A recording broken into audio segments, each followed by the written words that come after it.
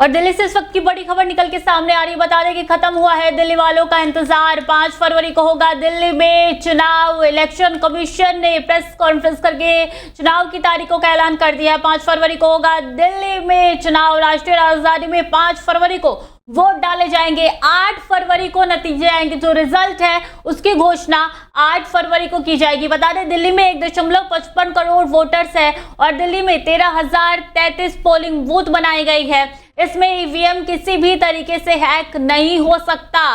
देखिए ये सीईसी यानी कि चुनाव आयुक्त राजीव कुमार का बयान निकल के सामने आया है। चुनाव की तारीखों के ऐलान करने से पहले उन्होंने कहा है कि ईवीएम किसी तरीके से हैक नहीं हो सकता, क्योंकि पिछले दिनों जो चुनाव हुए हैं उसमें कहीं ना कहीं विपक्षी सवाल खड़े कर रहे थे। उसी का जवाब सीईसी यानी कि चुनाव आयुक्त प्रमुख ने दिया है। राजीव कुमार ने साफ कर दिया है कि ईवीएम हैक नहीं हो सकता। कई सवालों के जवाब उनकी तरफ से दिए गए।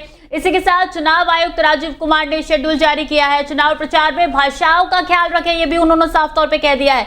पिछले दिनों जितने भी आप देख रहे थे तमाम पार्टियां एक दूसरे पर वार पलटवार कर रही थी और इसी के चलते कई लोगों को आहत भी पहुंची।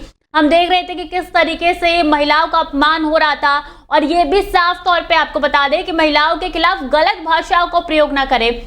ये भी राजीव कुमार की तरफ से जो है वो बयान निकल के सामने आया है, क्योंकि चुनाव एक काफी ज्यादा संगीन माहौल के बीच में होता है।